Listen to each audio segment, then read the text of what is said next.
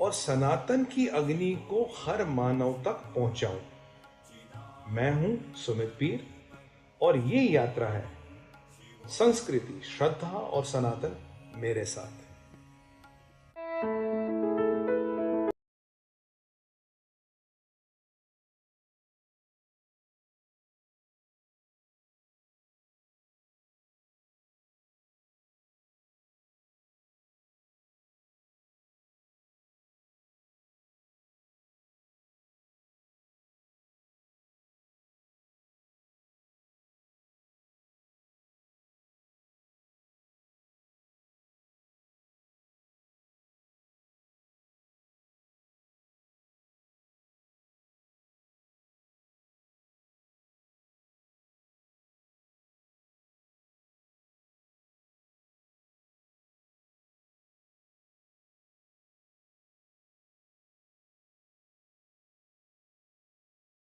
राधे राधे।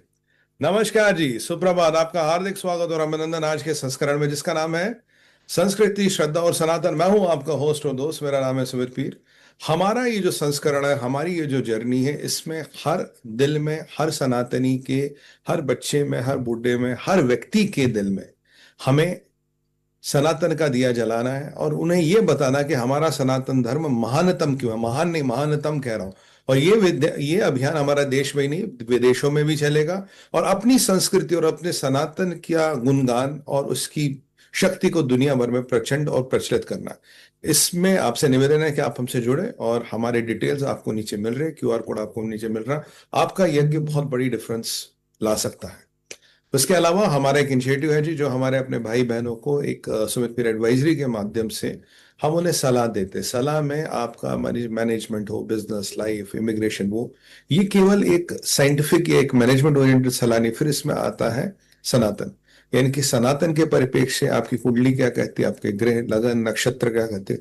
उसके बाद कोई यंत्र की आवश्यकता, कोई मंत्र की, कोई पूजा, उद्यापन, ये पूरा एक 360 डिग्री सोल्यूशन, कंप्लीट सोल्यूशन हम अपने मित्रों को, हम अपने भाई बहनों तक पहुंचाते हैं। ये हमारा इनिशिएटिव sumitpir.com आपको अभी दिख रहा होगा। sumitpircollections.com है, जिसमें अभिमंत्रित रेंज ऑफ प्रोडक्ट्स है। आप चाहे तो डायरेक्ट भी ये जो प्रोडक्ट्स है देख सकते हैं। इनका अभिमंत्रण मेरी गारंटी है, इनकी प्रक्रिया मेरी गारंटी है। तो आते हैं आपके विषय पे। देखिए, आज अगर आप भारत देश को देखें तो भारत देश भाई कर्म भूमि है। भारत देश में सनातन में हर एक चीज का रेलेवेंस है। हम बात कर रहे थे बच्चों को की शिक्षा, यानी कि पेरेंटिंग की।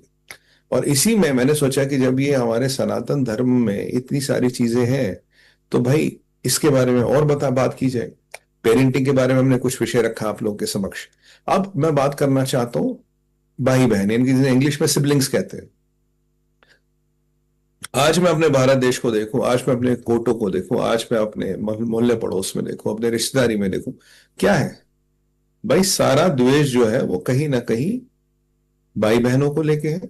कहीं ना कहीं भाई की बहन से नहीं बनती, बहन की भाई से नहीं बनती, भाई की दूसरे भाई से नहीं बनती।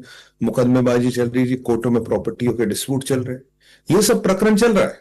और हमारे कोर्ट आज बड़े हैं, न्यायालयों में अगर लोड है तो सबसे ज्यादा यही है। क्यों है ये डिस्प्यूट? क्योंकि हम सनातन धर्म में जो इसके बारे में लिखा, ना हम समझते, ना जानते, ना कभी जानने की चेष्टा की, और ना ही हमें किसी ने बताया। ये नहीं कि आपने हमने जानने की चेष्टा नहीं की, हमें किसी ने बताया भी नहीं। भाई आज हम सोचे तो, अगर आप सोचे कि मतलब जो इंग्लिश कहता है, जो पाश्चात्य सभ्यता कहती है, एक माँ से के गर्भ से लिए, कहते हम जी इनका खून का रिश्ता, ब्लड रिलेशन, ये ब्रदर ये सिस्टर। आपकी माँ का गर्भ एक, तो इसलिए आप ब्रदर आप सिस्टर। मतलब बस ये एक ये केवल एक कोइंसिडेंस है कि ये आपका भाई है, आपकी बहन है, नहीं। जबकि आप सनातन धर्म के परिप्रेक्ष्य से देखेंगे, ये कोइंसिडेंस नहीं है, इसकी बहुत बड़ी कहानी है।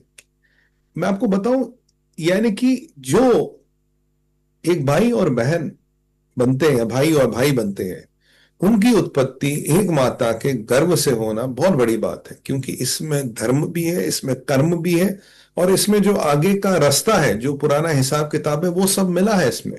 धर्म, कर्म, न्याय और जो एक आपको मिशन दिया गया है, एक आपके जीवन का जो उद्देश्य है, वो सब मिला हुआ है। पर हाँ, कुछ पंथ हैं जहां शायद काफी कुछ चीजों की मान्यता नहीं है। पर हम उन पंथों से प्रेरित होकर अपने सनातन धर्म को लेके बड़े, हमारे आक्षेप है जी, I don't like my brother, I don't like my sister. मेरी भाई भाई से नहीं बनती, मेरा भाई ऐसा है, मेरी बहन ऐसी। इस सब का तो हमारे यहाँ प्रावधान ही नहीं है। देखिए, अगर मैं भाई और बहन की बात करूं, जो विशेष एक रिश्ता होता है, एक विशेष जिसका महत्व सनातन धर्म में है, इस भाई बहन के उत्सव को मुझे बताइए, दाएं वाला पंथ हो या बायां वाला पंथ हो, कौन मनाता है, कौन जानता है?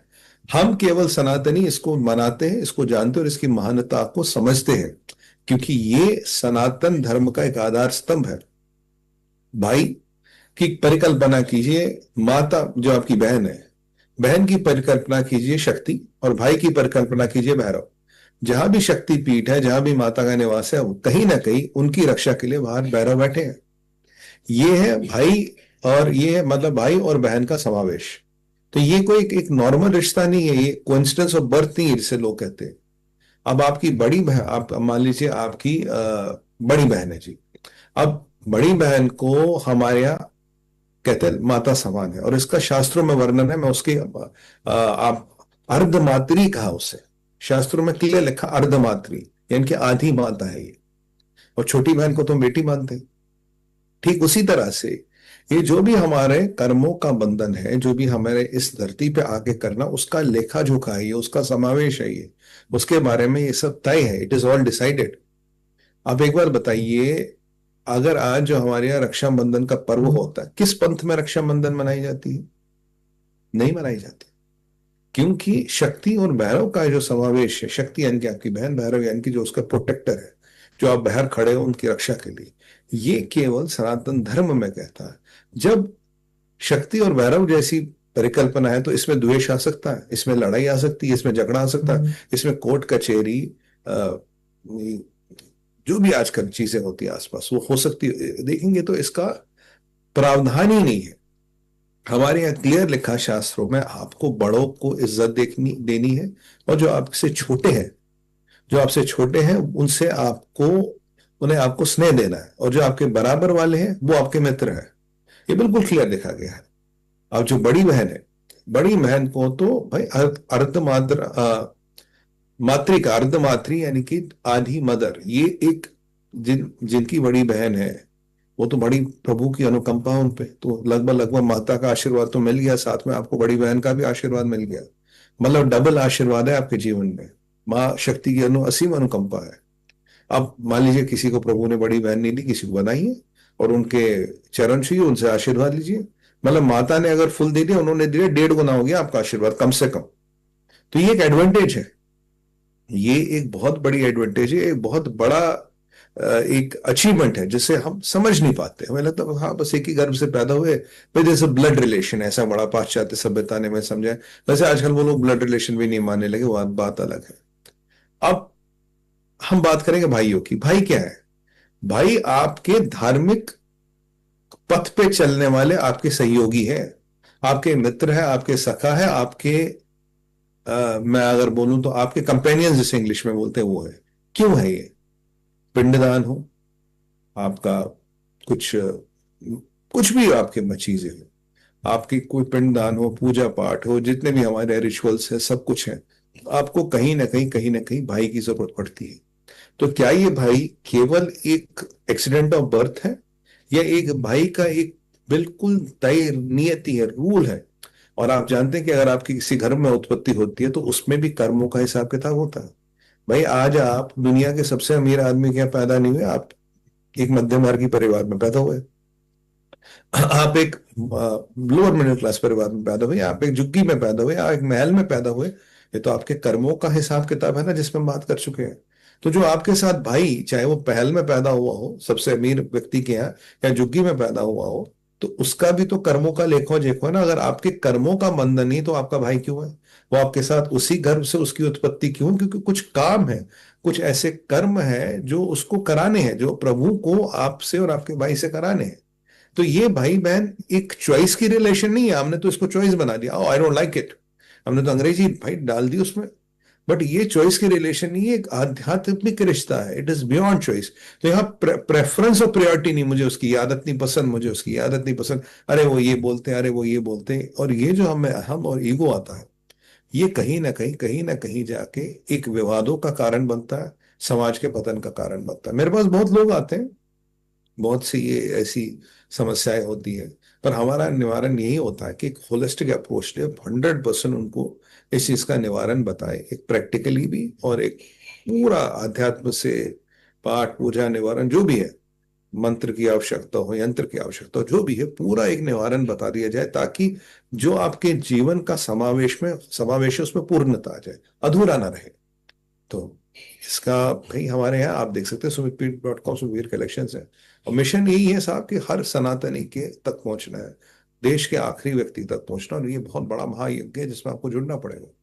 अब मैं आपको बात करूं, जैसे मैं करूं रक्षाबंधन की बात करूं, भाई दूज की बात करूं, भाई पोंटा होता है, भाई बीज होता है, ये जो हमारे यहाँ पर्व है, ये केवल हमारे यहाँ क्यों मनाए जाते हैं? ये दाएं पंथ या बाएं वाले पंथ में आपको ऐसा कुछ प्रावधान दिखता है? आपको प्रावधान दिखता ही नहीं, क्योंकि इस चीज का प्रावधान है ही नहीं। और यहाँ भाइयों का द्वेष, भाइयों का प्रेम, इसका भी वर्णन है सनातन धर्म में। अब भाइयों के प्रेम की बात करें तो बात करेंगे प्रभु श्री राम की। श्री राम के भाई लक्ष्मण सगे नहीं थे, सौतेले भाई थे, भरत शत्रुघ्न। आप जानते हैं कि जो भी माता ने किया, जो भी हुआ, उन्हें वनवास मिला, राइट? माता की एक है नहीं, जो भी किया उन्हें वनवास मिला। पिता की बात का सम्मान रखने के लिए प्रभु श्री राम ने राज्य गद्दी को छोड़ा और वो चले गए वनवास। जब वो गए तो धर्मपत्नी कहती, नाथ हम भी चलेंगे, हम आपको हमें कैसे छोड़ दिए?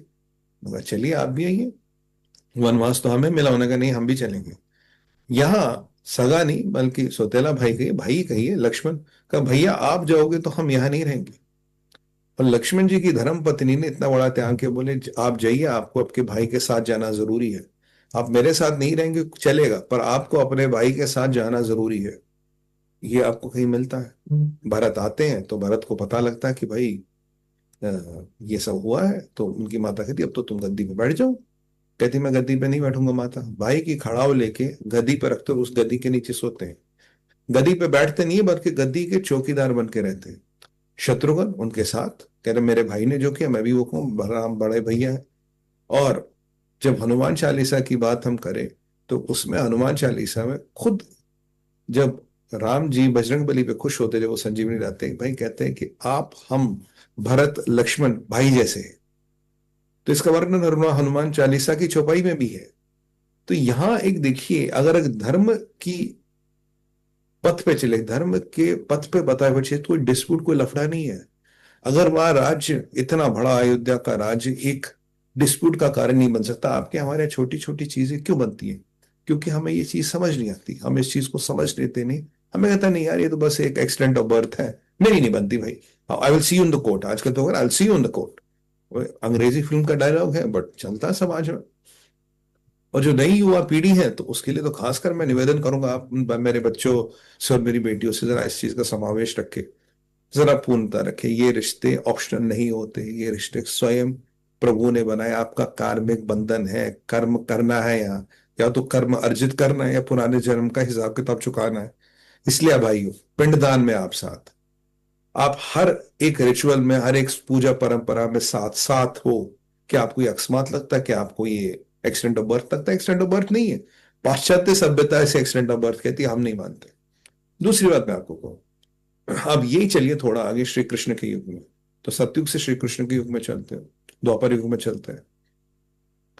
वहां भाइयों का द्वेष, भाई थे तो भाई ना, कौरव पांडव थे तो भाई, भाइयों का द्वेष ने एक महायुद्ध की उत्पत्ति ली, जिसे लोगों ने कहा महाभारत। महायुद्ध यानी कि महाभारत भी भाइयों के द्वेष से हुआ। वहां सत्ययुग में राम लक्ष्मण भरत शत्रुघ्न और बजरंगबली, वो तो खैर परम राम भक्त है, वो यानी कि भक्त को भी भगवान भाई मानते हैं। तो वहां एक हमें प्रकरण देखने को मिलता, क्योंकि वहां धर्म था, वहां समन्वय था, वहां एक शालीनता थी। श्री कृष्ण के हुए द्वापर युग में थोड़ी शालीनता बदल गई, पुत्र मोह हो गया, कई सारी चीजें आ गई। अब ये दुर्योधन और युधिष्ठिर ये थे तो भाई, पर ऐसी रिश्तों में जहर भरा ऐसी चीजें आ गई कि एक दूसरे को मारने काटने के लिए खड़े हो गए, और वो था महाभारत। और जब अर्जुन के हाथ और पैर काम पे गए, भाई मैं कैसे मारूं, श्री कृष्ण ये तो मेरे भाई हैं। तब श्री कृष्ण ने गीता का क्या बोला, धर्म, यानी कि उन्होंने अपने धर्म का पालन नहीं किया, इसलिए महाभारत हुआ। तू अपने धर्म का पालन कर, अगर उनका वध करना ही धर्म का पालन है तो हे अर्जुन धर्म का पालन कर, तेरा ये काम है, तुझे ये धर्म कहता है। वहां प्रभु श्री राम के टाइम में सत्युग में उन्होंने अपना धर्म का पालन किया, तो भाई महाभारत तो हुई नहीं ना। अब यहां धर्म का पालन नहीं हुआ, महाभारत हुई, पर फिर उसमें धर्म आ गया। बोलता अगर धनुष बाण उठाना है तो अर्जुन उठाओ, क्योंकि तुम्हारा कर्म और तुम्हारा धर्म यही है, तुम्हें ये सब करना पड़ेगा क्योंकि ये धर्म की रक्षा के लिए है। अब आप इसे कैसे बताएंगे? और वही हमें एक वर्णन मिलता है, वो है, पता किसका है? वो है आपके शिशुपाल और कृष्ण का। शिशुपाल कृष्ण के भाई थे, पर उनका एक मौसी को दिया वचन था, पर वो भाई ने मर्यादाओं को पार किया, पार किया, पार किया, पर एक मर्यादा के बाद, एक नंबर के बाद सुदर्शन चक्र चलता है।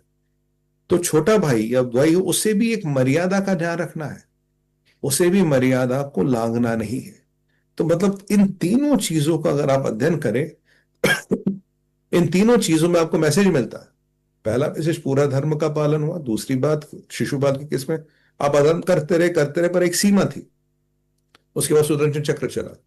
और यहां अगर आप में मोह ना हो, अगर आप में लोभ ना हो, क्योंकि याद कीजिए भगवान श्री कृष्ण कहते बोले 5 गांव दे दो साहब, युद्ध नहीं होगा। दुर्योधन बोला सुई के ऊपर जितनी भूमि आती है वो तक नहीं दूंगा।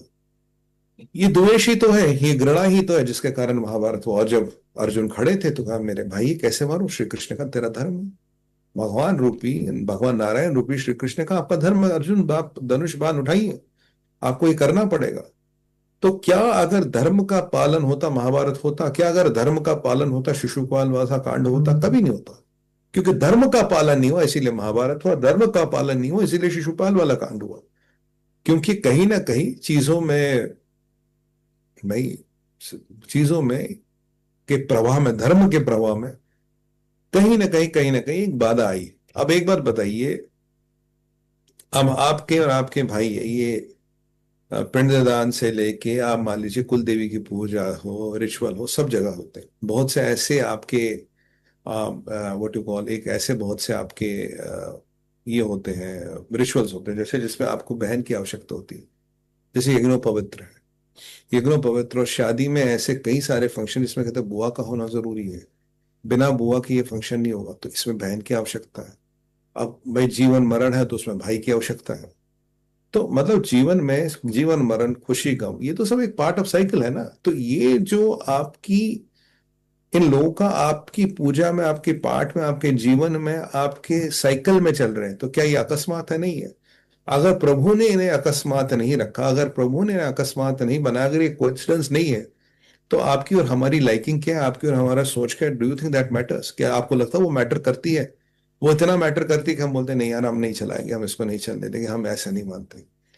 इस चीज को बच्चों को समझाना, इस चीज को युवाओं को समझाना, इस चीज को कहीं ना कहीं आगे ले जाना। अब मैं आज बात करूं, आज मैं जनेऊ की बात करूं, यज्ञ पवित्र की बात करूं, आज मैं कन्यादान की बात करूं। भाई वहां तो एक रिलेशन है ना भाइयों में, वहां तो एक रिलेशन है ना बहनों में। सबसे बड़ा दान, महानतम दान है कन्यादान। और कन्यादान में बिना आपके भाई के या बिना आप उसी शादी में बिना आपकी बहन की शादी हो जाएगी? नहीं होगी। तो अगर ऐसी चीज है तो कहाँ गया वो जो हमें सनातन ने सिखाया, भाई छोटों से प्यार, बड़ों का सम्मान, और जो बिल्कुल आपके साथ वाले भाई भाई बहन में तो बहुत ही कम चांस अगर जुड़वा हो तो एक मित्रता होनी चाहिए। ये एक कर्म है, ये कर्मों का बंधन है जो आप इन रिलेशनों के माध्यम से, जो आप इन चीजों के माध्यम से आगे चलाओगे। याद रखिए ये कोई ब्लड रिलेशन नहीं है, ये आपके सहयोगी है, आपके साथी है। धर्म कर्म के इस महाद्वंद में ये आपके साथी है, ये आपके साथ लड़ने वाले योद्धा है। तो उन्हें उसकी तरह से देखिए, प्रभु की इच्छा आपकी नहीं, आपने चूज नहीं किया था। कोई ये जाके मतलब ये मैंने चूज की थी ना बाजार जाके, आपने चूज नहीं की थी, मैंने चूज नहीं की थी। क्या हम प्रभु की इच्छा को टाल के अपनी इच्छा, हमारी इच्छा प्रभु से इच्छा के ऊपर है? नहीं।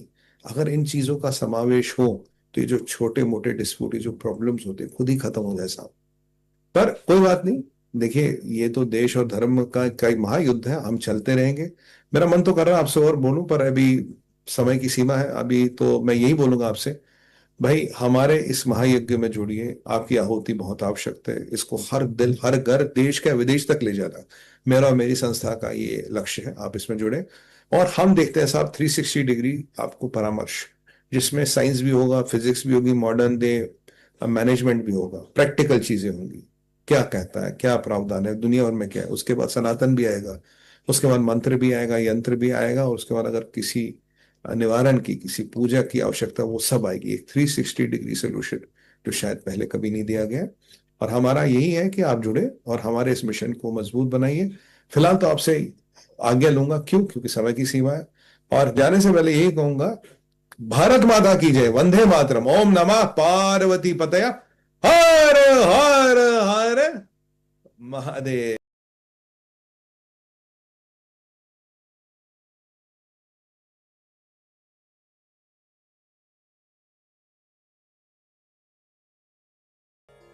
हर हर महादेव।